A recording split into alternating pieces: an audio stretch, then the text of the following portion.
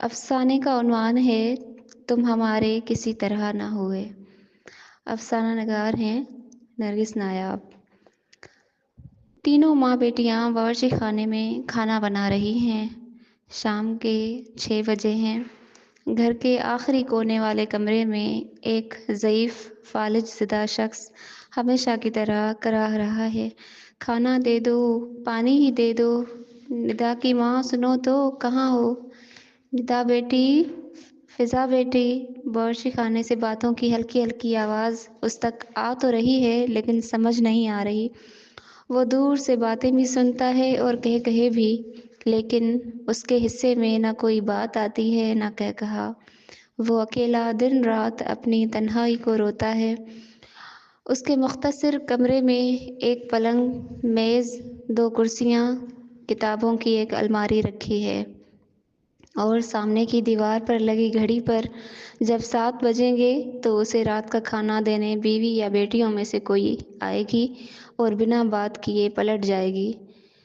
ایک تنہا بیمار شخص پر یہ کتنی تکلیف دہ گھڑی ہوتی ہے جب اس سے ہمدردی کرنے والا، تسلی دینے والا اس کے اپنے گھر میں کوئی نہ ہو۔ صرف پرہیزی کھانا اور وقت پر دوائی دینے سے تو کوئی بھی مریض روبہ صحت نہیں ہو سکتا، اس نے سوچا۔ کل بھی کیسے چھوٹی بیٹی نے اس پر تابڑ توڑ حملے کیے، یہ بھی نہ سوچا کہ بیمار ضعیف باپ ان سے جانبر ہو سکے گا بھی کہ نہیں۔ میرا مطالبہ بھی تو غلط تھا، وہ مجھ سے کیوں کر بات کرتی؟ اس نے ویل چیئر سے اتنی مشکل سے مجھے کار میں منتقل کیا۔ وہ دھان پان سی لڑکی پوری ہانپ گئی تھی۔ اس پر مستزاد میرا تقاضا کہ مجھ سے بات کرو۔ بوڑھے کی آنکھوں کی پتلیوں میں کل کا منظر اتر آیا جب اسے ماہانہ معائنے کے لیے چھوٹی بیٹی ڈاکٹر کے یہاں لے جا رہی تھی۔ وہ اپنے بے جان بازو اور ٹانگ کو بھول کر بیٹی کو دیکھنے لگا۔ اسے اس طرح فرصت کا وقت بھی مہینوں بعد نصیب ہوتا ہے کہ جب وہ اپنی جوانی کے خد و خال اپنی اس بیٹی کے چہرے کو آئینہ سمجھ کر دیکھتا ہے۔ کیا بات کروں آپ سے؟ اجنبیوں سے کن معاملات پر بات ہو سکتی ہے؟ آپ کو ڈاکٹر کے یہاں لے جاتی ہوں، غنیمت جان کر اسی پر اکتفا کیجیے، ورنہ میں بھولی نہیں ہوں کہ جب کبھی میں بیمار ہوتی تھی، روتی تھی، ماں کے سینے میں بھی قرار نہیں پاتی تھی، شاید باپ کے کندھے سے لگ کر سکون چاہتی تھی، تو آپ کبھی باہر آ کر دیکھتے تک نہیں تھے۔ آپ کبھی ہمیں میسر ہی نہیں آئے۔ ہمیں آپ کی عادت نہیں ہے۔ صرف نام کے رشتوں کی اذیت کا لطف ہمارے حصے میں تو نہیں آ سکتا تھا نا؟ واہ، کیا خوب قسمت ہے ہماری بھی۔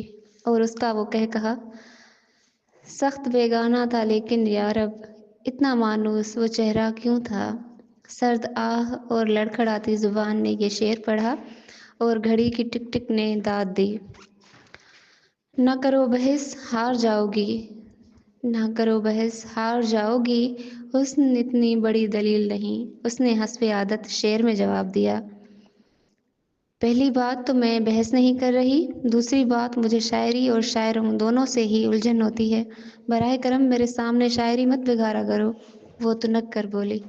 ارے، ایک تو یہ حضرت جون کا شعر ہے، دوسری بات تمہیں شاعروں اور شاعری سے ایسا بیر رہا تو مجھ غریب کا کیا ہوگا؟ بقول قاصر، مجھے تو اور کوئی کام بھی نہیں آتا۔ وہ اس کی بیزاری سے حز اٹھاتے ہوئے ہنس پڑا۔ بات سنو، تم یہ اونگی بونگی ہانکنا چھوڑ نہیں سکتے؟ اس پری فکر نے التجائی انداز میں استفسار کیا۔ تمہارا مطلب ہے شاعری؟ چاکلیٹ ہیرو نے بھویں سکیڑ کر پوچھا۔ جی ہاں، لڑکی نے بے رحمی سے جواب دیا۔ وہ آگے کی طرف کھسک آیا اور بولا، دیکھو، مذاق ایک طرف، اگر تم کہو گی تو میں تمہارے سامنے کبھی کوئی شعر نہ کہوں گا نہ پڑھوں گا، وعدہ رہا۔ لیکن شعر کہنے پر میرا کوئی اختیار نہیں ہے، یہ چیز میری زندگی میں شامل ہے، محض میرا مشغلہ نہیں ہے۔ اس سے پہلے کہ لڑکی کا کوئی جواب آتا، اس کا سیل فون بجنے لگا اور وہ اس پر بات کرتے ہوئے کسی بحث میں الجھ گیا، اور وہ لڑکی چپ چاپ گھاس پر سے اپنی نوٹ بک اٹھا کر آہستہ آہستہ ایک طرف کو جانے لگی۔ منظر بدلتا ہے۔ مجھے تمہاری پسند پر اعتبار ہے، میں جانتی ہوں میری بیٹی کھرے اور کھوٹے کی پہچان رکھتی ہے، اسے کہو مجھ سے ملے۔ ماں نے لڑکے کی تصویر واپس لفافے میں رکھی اور بیٹی کی پسند کو اولین ترجیح دیتے ہوئے دوسرے آئے اس رشتے کو انکار کرنے کا مضبوط ارادہ کر لیا۔ امی میں کل کہوں گی اس سے، لیکن فی الحال میں خود بھی تذبذب کا شکار ہوں، پہلے مجھے کچھ معمے حل کرنے دیجیے۔ اچھا، کیا کرتا ہے لڑکا؟ بڑی بہن نے پوچھا۔ فی الحال تو دونوں ایک ہی ڈپارٹمنٹ میں ہیں، ڈگری مکمل ہو تو دیکھیں کیا ہوتا ہے، ابھی تو صرف شعر کہتا ہے، ویسے باپ کی طرف سے کچھ ملکیت بھی حاصل ہے۔ کیا کہا؟ وہ بھی شاعر ہے؟ تینوں بظاہر گھر کے کاموں میں مصروف ہیں، لیکن ان کے اذہان فلیش بیک ہو گئے ہیں، اور ماضی کا ایک منظر۔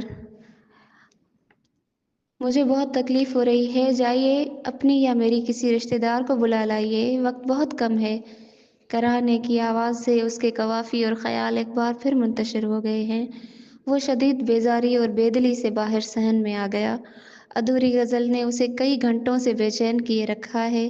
صحن میں چہل قدمی کرتے ہوئے الفاظ کی منتیں کرنے لگتا ہے، اندر سے بیوی کے کراہنے کی آواز بدستور آ رہی ہے۔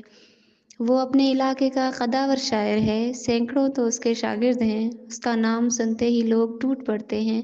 سفید رنگت، بیضوی چہرہ، سیاہ گہری آنکھیں، نفاست سے ترشی ہوئی داڑھی مونچھیں، زیادہ تر سفید شلوار قمیض پر سیاہ واسکٹ پہنتا اور بال پیچھے کی جانب سیٹ کرتا ہے۔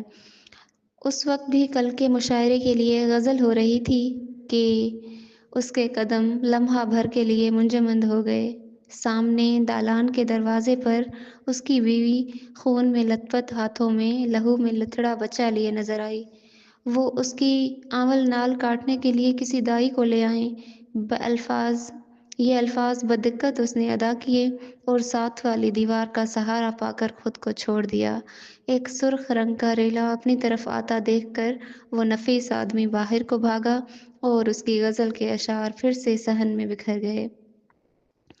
امی، کھانا دے دیں، بہت بھوک لگی ہے۔ دونوں بہنیں اسکول سے واپس آتے ہی شور مچانے لگیں۔ ٹھہرو، تمہارے ابو آئے ہوئے ہیں، پہلے وہ کھا لیں، پھر ہم تینوں مل کر کھائیں گے، ٹھیک ہے؟ ماں نے پیار سے چمکارا۔ نہیں، مجھے ابھی چاہیے، میں بچا ہوا کھانا نہیں کھاؤں گی۔ چھوٹی، جو کہ مزاج کی تیز تھی، نے گال پھلا لیے۔ چلو تم دونوں وردیاں تو اتارو، نہا دھو کر آؤ، تب تک میں کھانا لگا لوں گی، جاؤ شاباش۔ جب دونوں بچیاں نہائی دھوئی کھانے کے لیے پلنگ پر بیٹھیں تو مرغی کے سالن کی اشتہا انگیز خوشبو سے دونوں کی بھوک مزید چمک اٹھی۔ ماں اور دونوں بیٹیوں نے نوالا توڑا تو چھوٹی کے پہلے ہی لقمے میں ادھ کھائی بوٹی آئی اور اس نے حقارت سے نوالا واپس رکھ دیا اور بھوکی اٹھ گئی۔ ماں نے 100 منتیں کیں، لیکن وہ 13 سالہ بچی بلا کی ضدی اور انا پرست تھی۔ موسم گرما کی لمبی دوپہر اس نے کروٹ پر کروٹ بدل کر گزاری، لیکن ایک نوالا تک نہ لیا۔ شام کو جب اس کے ابو باہر گئے تو ماں نے دکھ اور غصے میں ایک زوردار تھپڑ اسے رسید کر دیا۔ تم ہو کیا؟ تمہاری اوقات کیا ہے جو تم اپنے باپ سے اتنی نفرت کرتی ہو؟ بچی گال سہلاتے ہوئے چیخ پڑی۔ کون سا باپ؟ وہ آدمی صرف شاعر ہے، ہمارا تو باپ بھی آپ ہیں اور ماں بھی آپ ہیں امی۔ اسکول میں میری سہیلیوں کے ابو انہیں چھوڑنے اور لینے آتے ہیں، ان کی ضرورتیں اور خواہشیں پوری کرتے ہیں، ان کا بہت خیال رکھتے ہیں، ایسے ہوتے ہیں ابو۔ بچی کی آنکھوں سے سیلے رواں جاری تھا۔ پہلی بار ماں کو احساس ہوا کہ وہ چاہے کتنی بھی کوشش کرے، الفاظ کے سہارے اولاد میں باپ کے لیے عزت و احترام پیدا کرنے میں وہ کامیاب نہیں ہو سکتی۔ وہ مصروف آدمی ہیں، لیکن ایسا نہیں کہ وہ تم دونوں سے پیار نہیں کرتے۔ مجھ سے اکثر تمہارے بارے میں پوچھتے ہیں۔ امی، اب کے بڑی بچی کے لہجے میں بھی تنبیہ تھی۔ آپ کو تو وہ پوچھتے نہیں، ہمارا خاک پوچھتے ہوں گے۔ معافی چاہتی ہوں، مگر آپ جب بھی ان کے کمرے میں جاتی ہیں، چائے لے آؤں جی، کھانا لے آؤں جی کے علاوہ آپ کی اور کوئی آواز نہیں سنی، اور وہ انکار اور اثبات کا کام بھی سے چلا لیتے ہیں۔ بچیاں بڑی ہو گئی ہیں، ماں کے ذہن میں گھنٹی بجی۔ اب وہ اپنی بے وقتی کا بھرم نہیں رکھ سکے گی۔ آپ کے ساتھ انہوں نے اتنے سالوں میں اتنے الفاظ بھی نہیں بولے ہوں گے جتنے ان کی ایک غزل میں ہوتے ہیں، اس لیے مان لیں کہ وہ واقعی ہمارے کچھ بھی نہیں ہیں، محض شاعر ہیں۔ بڑی بیٹی گویا ہوئی۔ امی، اگر وہ میرے پیار کرنے والے ابو ہوتے نا تو ان کا جھوٹا کھانا میں فخر کے ساتھ کھاتی، چھوٹی نے آنسو پوچھتے ہوئے کہا۔ یا خدا، یہ 8ویں اور 10ویں کی طالبات، محض 13 اور 15 سال کی بچیوں کے الفاظ، ان میں اس قدر احساس محرومی پل رہا تھا۔ آج اس کا انکشاف ہوا تھا۔ اس نے تاسف سے سوچا، پہلی زچگی کے کڑے تجربے کے بعد اس نے اپنی اور بچی کی کفالت کے لیے نرسنگ کا کورس کر لیا۔ اس سے دو فائدے ہوئے، ایک تو اس کا معاش کا مسئلہ حل ہوا، دوسرا بچی کی پیدائش کے دوران جو اسے مسائل پیش آ گئے تھے ان سے نبرد آزما ہونے کے لیے اسے راستہ مل گیا تھا۔ اسے یاد ہے اس کی نوکری لگنے کے ابتدائی دنوں میں ان کی کپڑے کی اندھی کانی جو دکان اپنے مالک کی توجہ کو ترستی تھی، کوڑیوں کے دام بک گئی، یعنی اس پر مکمل گھر کی ذمہ داری آن پڑی۔ پھر اسے مرد اور عورت دونوں بن کر گھر چلانا پڑا۔ ابتدا میں ایک بچی ساتھ لیے ہسپتال کے لیے گھر سے نکلتی، پھر 2 سال بعد اسے 2 بچیاں اٹھائے لوگ آتے جاتے دیکھتے۔ آخر اس نے کچھ رقم پس انداز کر کے گھر کے پچھلے احاطے میں 2 کمرے، دالان اور اس سے منسلک ایک چھوٹا غسل خانہ بنوا کر اپنی ذاتی کلینک بنا لیا۔ ان کے علاقے میں اس سے پہلے خانگی ہسپتال تو کیا، سرکاری ہسپتال بھی بہت دور پڑتا تھا، اس لیے اس کا کلینک چل نکلا۔ زچگی کا معاملہ جہاں دائی کے ہاتھ سے نکل جاتا وہاں اس کا دروازہ بجتا۔ کسی کو ایسا زخم آئے کہ ٹانکے لگنا ناگزیر ہو تو اس کے کلینک کا رخ کیا جاتا۔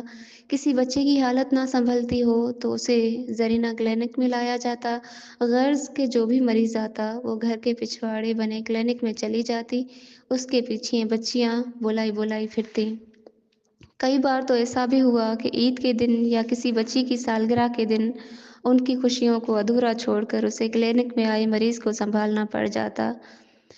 دیکھا جائے تو بچیوں کو ہم دونوں ہی نہیں ملے، باپ تو ملا ہی نہیں تھا۔ میں بھی کفالت کے بوجھ تلے ایسی دبتی چلی گئی کہ نہ پوری ماں بن سکی نہ پورا باپ۔ ورنہ والدین ایسے بھی تو ہوتے ہیں جو دونوں نوکری پیشہ بھی ہوتے ہوں تو کام سے واپسی پر یا چھٹی والے دن اپنے بچوں کو پورے پورے ملتے ہوں گے۔ میں تو ان کو عید پر بھی اکثر مکمل نہیں مل سکی۔ ان کی ذات میں یہ تلخی، یہ محرومی یوں ہی تو نہیں درائی، اس نے سوچا۔ یونیورسٹی پہنچ کر وہ سیدھی اپنے ڈپارٹمنٹ پہنچی۔ کلاس میں داخل ہونے سے پہلے ہی اسے اندازہ تھا کہ اندر کیا منظر ہوگا۔ کلاس شروع ہونے میں 15 منٹ تھے۔ اندر سے واہ واہ اور بہت خوب کی آوازیں آ رہی تھیں۔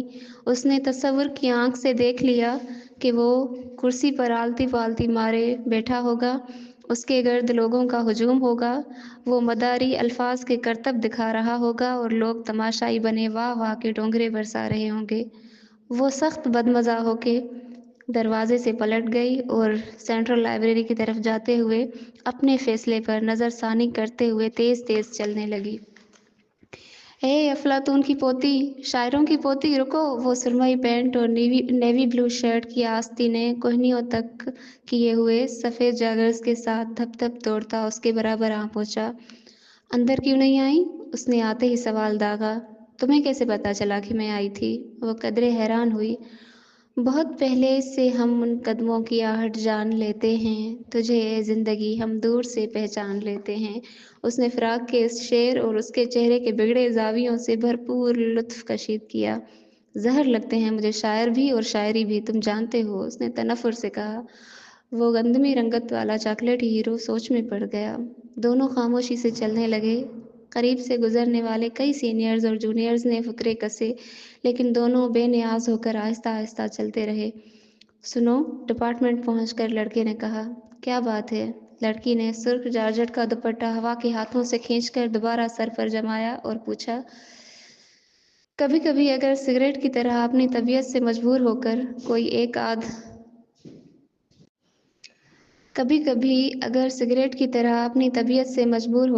کوئی ایک آدھ غزل یا نظم سلگا لیا کروں، اس کی ہی اجازت دے دو۔ وہ سچ مچ اسے کھونا نہیں چاہتا تھا۔ دیکھو، ایک بہترین وقت جو ہم مل کر جی سکتے ہیں، میں کیوں چاہوں کہ تم وہ وقت تنہا فرضی باتوں یا پرانے قصوں اور فرسودہ روایات کو کوافی کے ترازو میں گھنٹوں تول تول کر برباد کرو، اور وقت بھی وہ جو میرے حصے کا وقت ہو، اس نے سخت لہجے میں کہا۔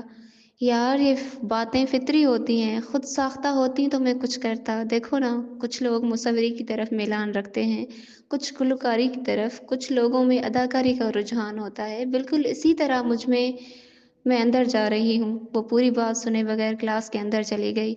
کلاس میں دونوں موجود ہوتے ہوئے بھی غیر حاضر تھے۔ کلاسز کے اختتام پر جب وہ پوائنٹ کی طرف بڑھنے لگی تو وہ لڑکا پھر اس کے پیچھے آیا۔ سنو، میں وعدہ نہیں کرتا لیکن کوشش کروں گا، وہ مسکرایا۔ اور تمہاری اس کوشش پر مجھے اعتبار نہیں ہے، اس کے دل نے کہا، اور وہ مسکرا بھی نہ سکی۔ اگلے 3 دن وہ یونیورسٹی نہیں جا سکی۔ پہلے تو وہ لڑکا بہت پریشان رہا، اور پھر چوتھے دن اس کے پہنچنے سے پہلے ہی اس لڑکی کی منگنی کی خبر اس کی سہیلیوں نے پہنچا دی تھی۔